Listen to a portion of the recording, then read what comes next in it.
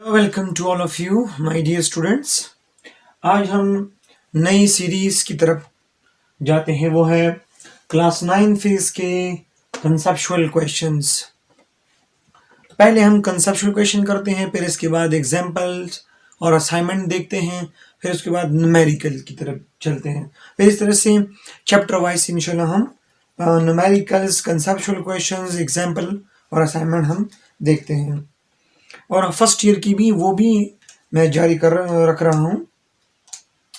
तो पहला क्वेश्चन है, क्वेश्चन की स्टेटमेंट भी आप लोगों को नजर आएगा और साथ में जो क्वेश्चंस मैंने बनाए हैं वो भी आप साथ में आप देखोगे, तो उससे आप नोट भी कर सकते हैं। यहाँ पे हम सिर्फ समझाने की कोशिश करते हैं।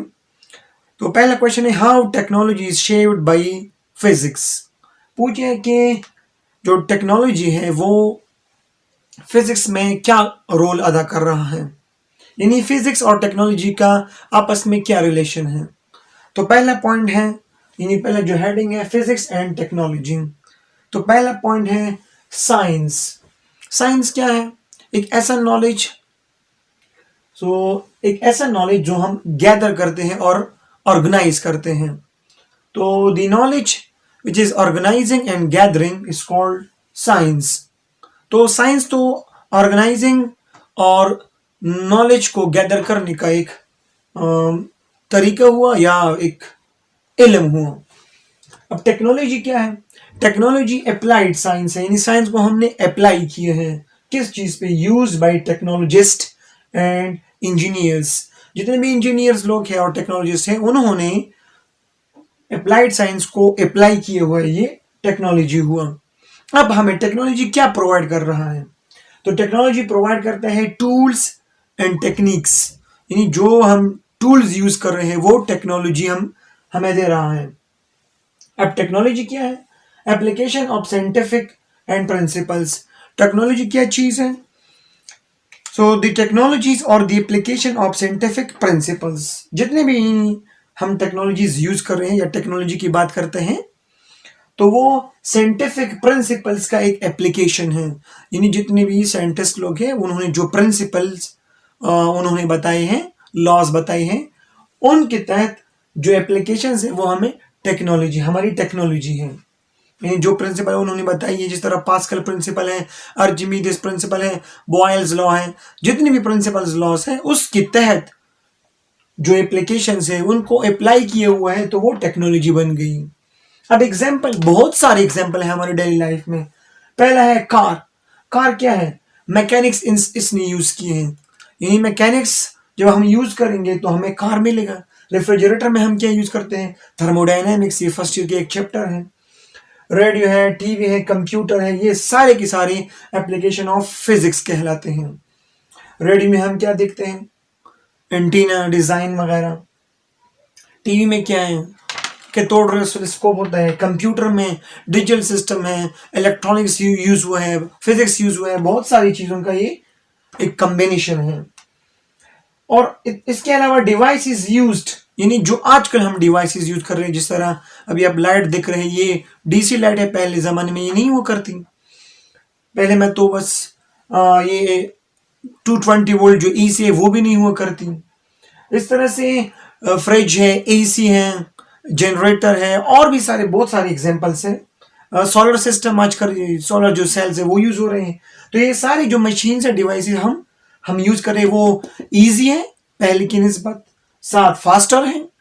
पहले जो कंप्यूटर वो करते हैं वो बहुत पेंटियम 1, पेंटियम 2 बहुत यानी स्लो वो करते हैं। आजकल लैपटॉप है तो वो फास्टर है और कंपैटिबल देन फास्ट, इजी है आजकल, ये हमें आराम दे रहा है, रिलायबल है, इससे हम कह सकते हैं। तो ये साइंस और फिजिक्स का, यानी साइंस और टेक्नोलॉजी का या फिजिक्स का ये बाहमी जो रिलेशन है, ताल्लुक है। आगे क्वेश्चन है, इसका प्रॉपर जो डिफिनीशन वगैरह आप लोग देखेंगे स्क्रीन पे, वो आप नोट कर सकते हैं इससे। Question number 2 is physics and biology और consider different branches of sciences, how physics link with biology. यानी बायोलॉजी साइंस दो अलग साइंस का डिफरेंट पार्ट है, ब्रांच है, तो आपस में हम इसको कैसे रिलेट कर सकते हैं? बहुत तरीकों से हम फिजिक्स और बायो रिलेट कर सकते हैं। यानी फिजिक्स बायो के लिए मुख्तलिफ डिवाइसेस प्रोवाइड कर रहे हैं और बायोलॉजीज की यानी जो अपनी बायो की जो सैंपल्स हैं मुख्तलिफ जो वो काम करते हैं उसके लिए वो फिजिक्स के जो इंस्ट्रूमेंट है वो उसके लिए यूज करते हैं। फॉर एग्जांपल एक कनकेव और कन्वेक्स लेंस है, ये 10th क्लास में आप लोग पढ़ोगे। तो कन्वेक्स लेंस क्या है, कनकेव लेंस क्या है, इसका एक इंपॉर्टेंस है शॉर्ट और लॉन्ग साइडेडनेस। यानी दूर की जो नज़र है या नज़दीकी जो नज़र है वो जब ख़राब हो जाए तो उसके लिए हम स्पेसिफिक कनकेव और कन्वेक्स लेंस यूज़ करते हैं। तो ये भी एक फिजिक्स का एक इम्पोर्टेंस है जो बायो के लिए दे रहा है। इसके अलावा ऑप्टिकल माइक्रोस्कोप, ऑप्टिकल माइक्रोस्कोप किस चीज़ के लिए यूज़ करते हैं, जो हम माइक्रोस्कोप देखते हैं उसमें लेंस होते हैं मुख्तलिफ, मलेरिया है, टाइफाइड है और भी बहुत सारी जो वायरसेस हैं उसको जब देखते हैं वो बायोलॉजिस्ट या माइक्रोबायोलॉजिस्ट तो वो ऑप्टिकल माइक्रोस्कोप यूज करते हैं। तो ऑप्टिकल माइक्रोस्कोप बायो ने नहीं इन्वेंट किया, ये फिजिक्स ने उनको दी है।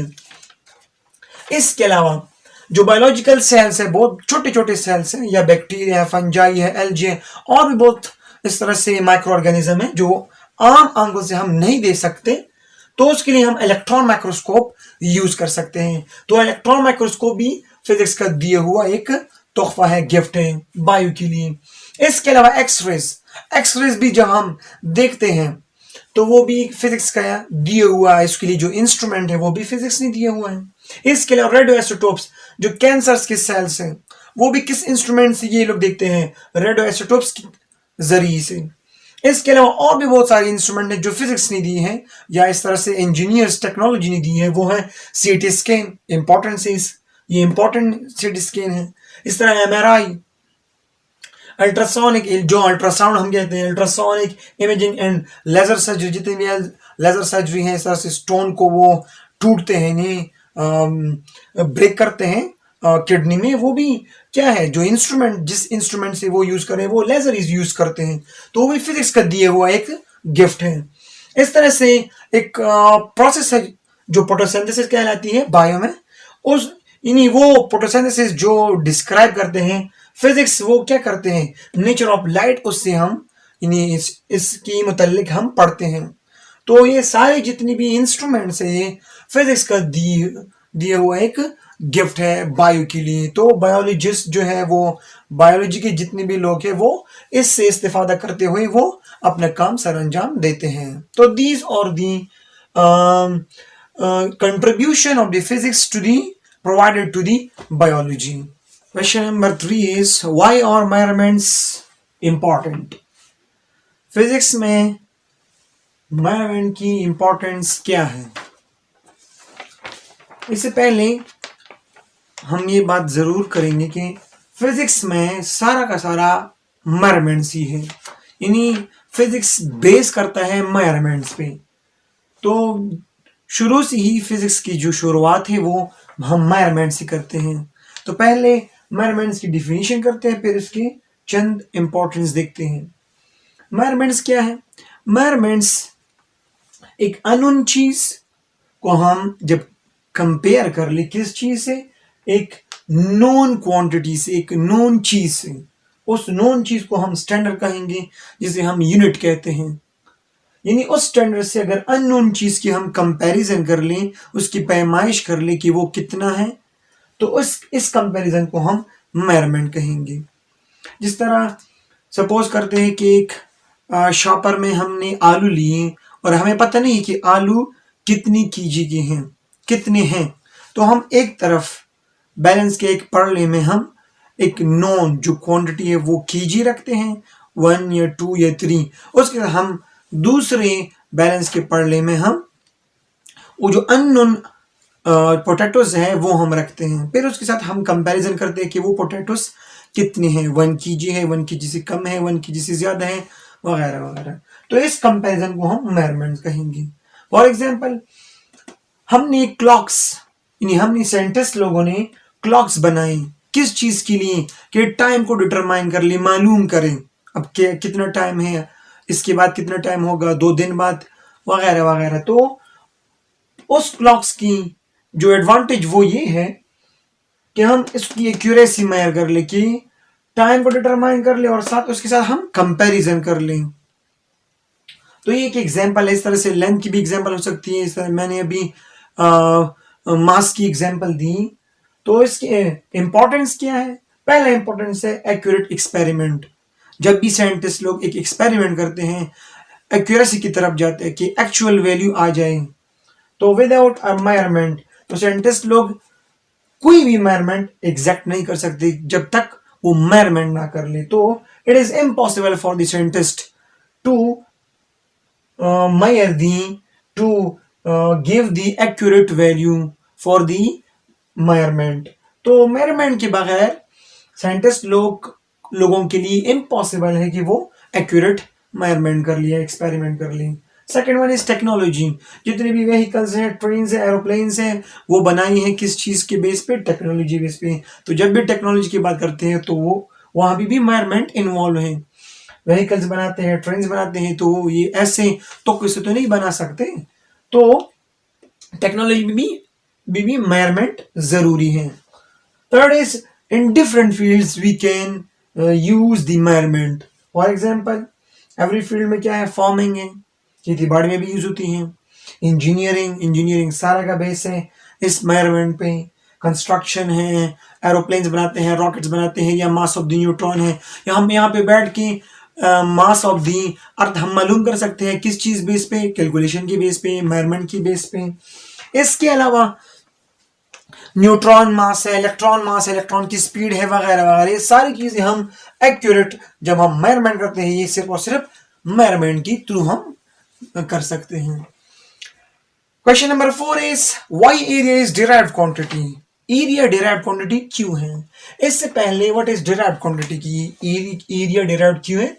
तो डिराइव्ड क्वांटिटी हम पहले देखते हैं। डिराइव्ड क्वांटिटी नाम से भी पता चल रहा है कि डेरिवेशन किसी चीज से अखज किया गया हो। तो इसका मतलब है एक ऐसी क्वांटिटी जो डिराइव्ड की हो या डिपेंड कर रहा हो किस चीज पे? On the base quantity. हमें बेस क्वांटिटी की एक टेबल गिवन है जो 7 क्वांटिटीज है, 7 बेस क्वांटिटीज है, 7 quantities or the base while other or all derived quantities। 7 के अलावा सारे के सारे derived है। लेकिन इसकी वजह क्या है? जनरल डिफिनीशन अगर एरिया के देख लें तो space occupied by a body on a single plane. Suppose ये एक पेपर है, ये अगर मैं इस तरह से ये रख लेता हूं तो जितनी ये पार्टिकल से बना हुआ है, तो जितनी भी पार्टिकल्स हैं एक सरफेस के, जितने भी पार्टिकल्स हैं, अगर वो सेम हाइट पे हो तो हम कहेंगे कि ये सिंगल प्लेन है। फॉर एग्जांपल अगर ये आप देखें, यहाँ पे जो पार्टिकल्स है वो नीचे हैं और यहाँ पे जो पार्टिकल्स हैं वो ऊपर हैं, तो ये प्लेन जो है वो एक प्लेन पे, सिंगल प्लेन पे ये ऑक्युपाई नहीं है। तो ये हम कह सकते हैं कि ये डिफरेंट प्लेन पे जगह गिर रही है। तो एरिया जो है एक ऐसा प्लेन है, कौन सा प्लेन है? जो सिंगल प्लेन पे जो स्पेस ऑक्युपाई कर रहा है वो हमारा एरिया है। तो ये जनरल डिफिनीशन है। जब भी हम एरिया की बात करते हैं, वहां स्क्वायर हो, रेक्टेंगल हो, जितने भी एरिया, जब भी एरिया की बात हो रही है तो वो सारे के सारे ये जनरल डिफिनीशन सेटिस्फाई कर रहे होंगे। तो सिंगल प्लेन पे जगह गिरती है एरिया जो है, और जो वॉल्यूम है सिंगल प्लेन के अलावा वो डिफरेंट प्लेन पे जगह गिरती है। जिस तरह फुटबॉल है वो जमीन के साथ साथ, यानी जमीन के अलावा वो ऊपर हवा में भी जगह गिरती है, तो इसे हम कहेंगे कि वो वॉल्यूम है। तो एरिया हमेशा सिंगल प्लेन पे स्पेस ऑक्युपाई करते हैं, और जबकि वॉल्यूम जो है वो सिंगल प्लेन के अलावा वो डिफरेंट प्लेन पे जगह गिरती है। मैथमेटिकली एरिया को हम लिख सकते हैं लेंथ इनटू ब्रेथ या विड्थ। लेंथ भी हम मीटर में मेजर करते हैं, ब्रेथ भी हम मीटर में मेजर करते हैं। अगर हम यूनिट की बात कर ली तो metre square, metre into metre is metre square, इसका यूनिट हो गया। अब कैसे ये एरिया लेंथ और ब्रेथ पे डिपेंड करती है, मैं जल्दी जल्दी इसको रिवाइज करता हूं, या देख लें इसके। ये लेंथ और ये ब्रेथ, अगर हम ब्रेथ को कांस्टेंट रख लें और लेंथ को इंक्रीज कर लें तो क्या आप देख रहे हैं ये रेक्टेंगल जो है इसकी निस्बत इसने एरिया ज्यादा घेर ली, यानी इसका एरिया ज्यादा हुआ। एक ये एग्जांपल हुआ। अब लेंथ को कांस्टेंट कर लें और ब्रेथ को इंक्रीज कर लें, ब्रेथ को हमने इंक्रीज किया इसकी निस्बत से, ये लेंथ फिक्स रहा। अब अगेन इसके साथ ये कंपेयर कर लें तो यहाँ पे अगेन एरिया इंक्रीज हुआ। दोनों एग्जाम्पल में जब हम लेंथ इंक्रीज कर रहे हो या ब्रेथ इंक्रीज कर रहे हो, लेकिन एक को कांस्टेंट रखना है। अगर लेंथ को इंक्रीज करें तो ब्रेथ को कांस्टेंट रखा हमने, अगर ब्रेथ को इंक्रीज कर लें तो लेंथ को कांस्टेंट रखा। दोनों केस में एक को इंक्रीज कर रहे हैं, एरिया जरूर इंक्रीज हो रही है। इसका मतलब हुआ लेंथ इंक्रीज करने से या ब्रेथ इंक्रीज करने से एरिया जरूर इंक्रीज हो गई या जरूर इंक्रीज हो रही है। एक बात ये, अगर हम ये कहें अगर एरिया इंक्रीज हुआ, क्या इसका मतलब है ब्रेथ इंक्रीज हुआ या इसका मतलब है लेंथ इंक्रीज हुआ? नहीं, आप नहीं कह सकते। अगर एरिया इंक्रीज हुआ तो आप ये नहीं कह सकते कि ब्रेथ इंक्रीज हुआ, जबकि लेंथ भी इंक्रीज हो सकती है। तो इसका मतलब हुआ एरिया लेंथ और ब्रेथ पे डिपेंड कर रही है, जबकि लेंथ इंक्रीज करने से और ब्रेथ इंक्रीज करने से तो एरिया तो जरूर इंक्रीज हो गई या इंक्रीज हो रही है। लेकिन अगर हम कहें एरिया इंक्रीज करें अगर हम, तो इसका मतलब हुआ लेंथ इंक्रीज हुआ नहीं या ब्रेथ इंक्रीज हुआ नहीं। तो आप ये नहीं कह सकते कि एरिया को इंक्रीज करने से आपको ये पता नहीं चलता कि लेंथ इंक्रीज हो रहा है या ब्रेथ। इसका मतलब हुआ कि एरिया डिपेंड कर रहा है लेंथ पे और ब्रेथ पे, जबकि लेंथ और ब्रेथ दोनों ये एरिया पे डिपेंड नहीं करते, वो अपनी मर्जी के मालिक हैं। तो हम कह सकते हैं कि एरिया डिपेंडेंट है लेंथ और ब्रेथ पे। मे भी आप लोगों के ये पॉइंट जहन में आया हो, अगर मसला है तो कमेंट में आप पूछ सकते हैं। कंक्लूजन में ये कह सकते हैं कि area is a derived quantity because it is derived from two base quantities. जब भी एक क्वांटिटी बेस क्वांटिटी से या इसके अलावा एक डिराइव्ड और बेस के मिक्स से भी हो सकता है या दोनों डिराइव्ड से भी हो सकते हैं। तो जब भी एक क्वांटिटी किसी दूसरे क्वांटिटी से डिराइव्ड ये हो तो उसको हम कहेंगे ये डिराइव्ड क्वांटिटी है। तो एरिया भी एक डिराइव्ड क्वांटिटी समझी जाती है।